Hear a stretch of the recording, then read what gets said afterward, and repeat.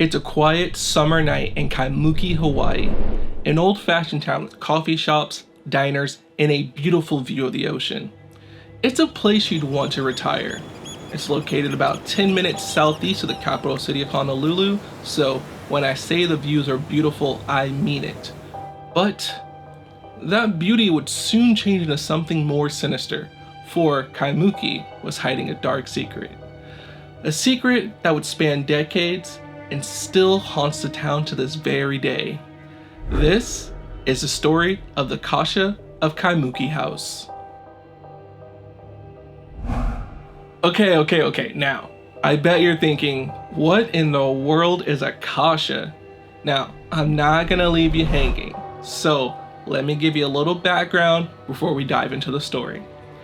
In Japanese folklore, a Kasha is a yokai or supernatural entity that typically takes the form of a house cat or stray. Now, there's two different beliefs with this.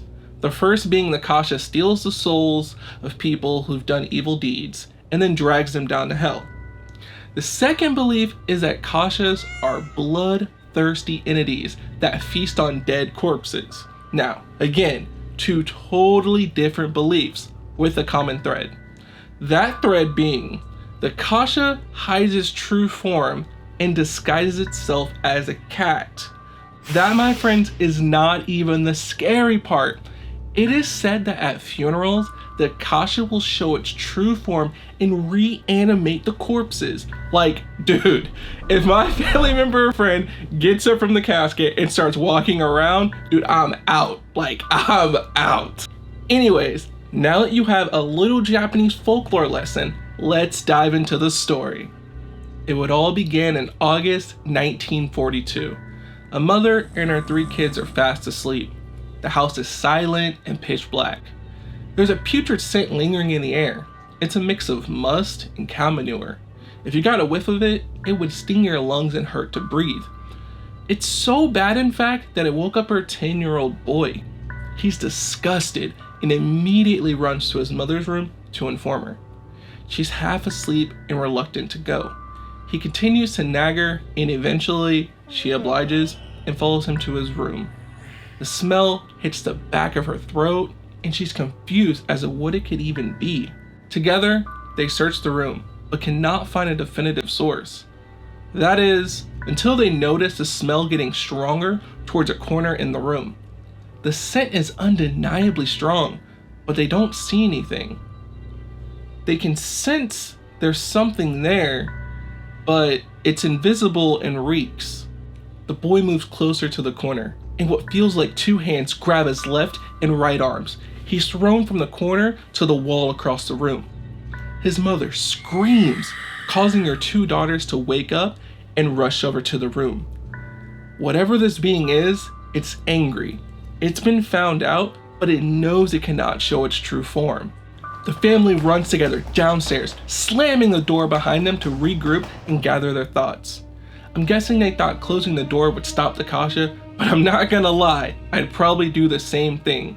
In its current form, we have no clue if it can go through walls or doors.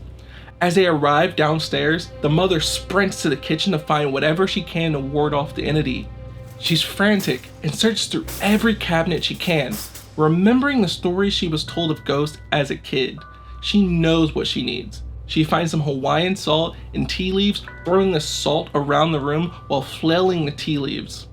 To her surprise, it doesn't work. The Kasha is already angry and grabs her. She is thrown from the kitchen into the living room. Her neighbors hear the commotion, and concerned for their safety, they call the police.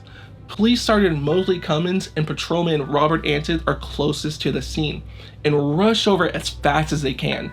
Sirens echo off Diamond Head Crater, red and blue lights paint the houses. This is such an unusual event to happen in Kaimuki. As they arrive and rush to the door, they hear the commotion.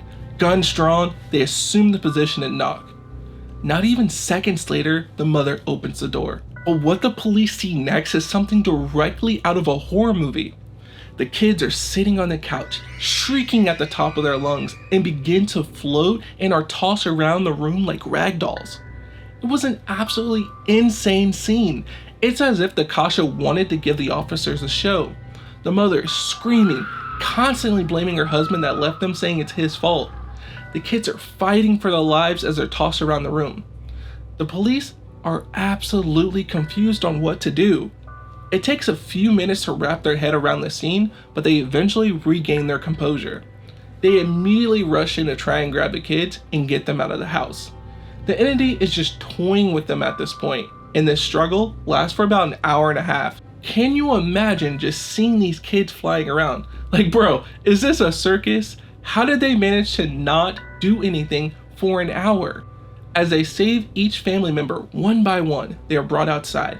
After everyone is rescued, they forfeit the house to the entity and would make their way to the aunt's house to stay for the night. Before the family would part ways with the police officers, the mom looks at Sergeant Cummins and says, "Look, you have goose pimples too," signifying that even the boys in blue can be scared as well.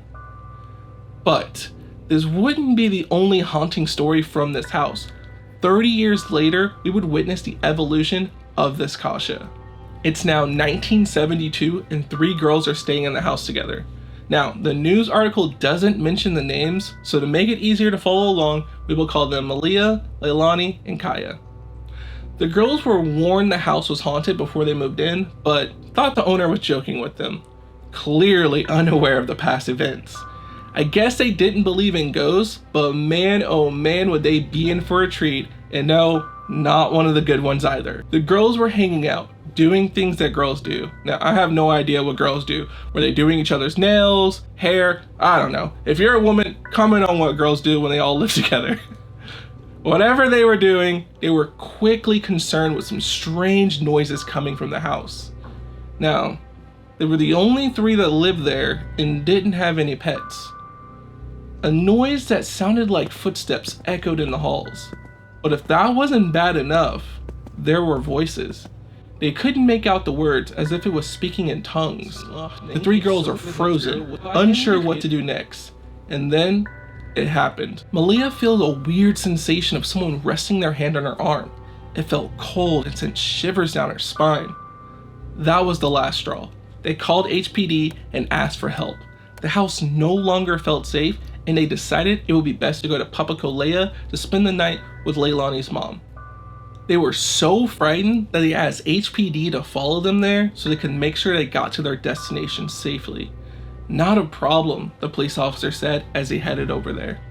When he arrived, the girls quickly rushed out of the house and into their car, wanting to get as far away from the house as fast as possible. The police officer follows them, but is concerned when the girls randomly turn off the road into the Oasis Cafe parking lot. Puzzled, the police officer gets out of his vehicle to inspect the situation. As he walks up to the window, he can see something is off. Malia looks like she's in a struggle, hands gripped around her neck as if she's trying to remove hands from her throat, but there isn't anyone in the car strangling her, or at least not anyone they could see.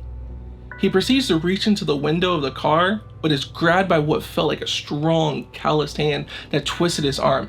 Absolutely no way this hand belonged to one of these teenage girls. Frightened by what had just happened, he quickly radios for assistance. "There's a ghost in that car," he says frantically. He has no idea what to even do in this situation. They don't teach you how to handle a ghost in the academy.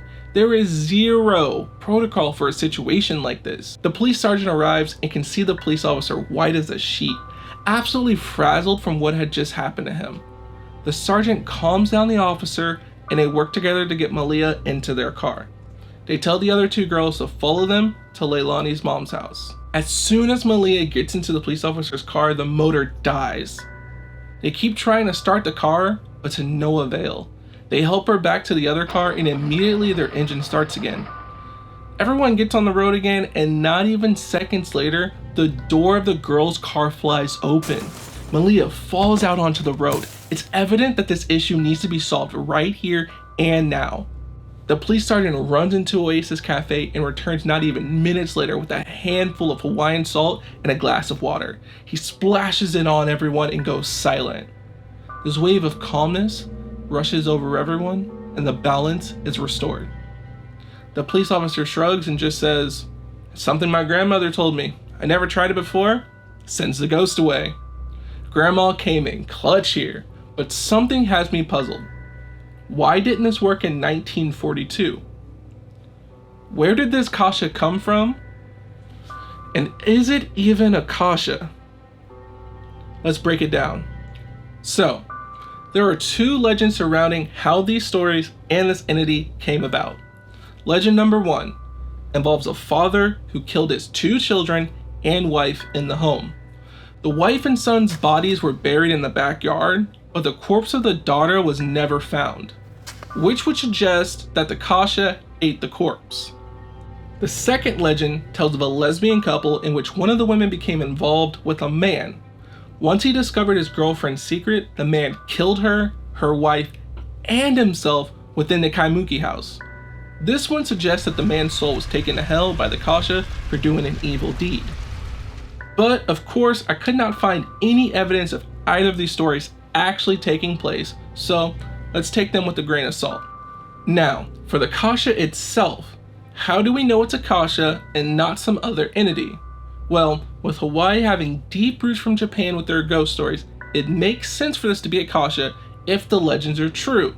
You also have to factor in that kasha typically don't show their true form except at funerals.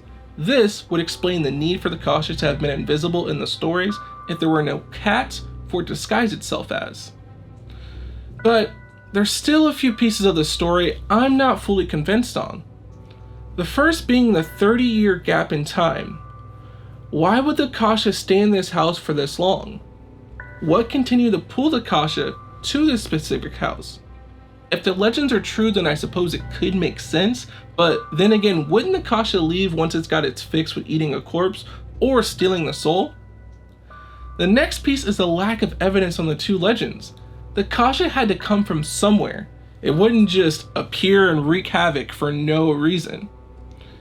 And the last piece I'm confused about is the magical Hawaiian salt. It worked without problems in 1972, but did absolutely nothing in 1942. I don't know, y'all. I'm smelling some baloney.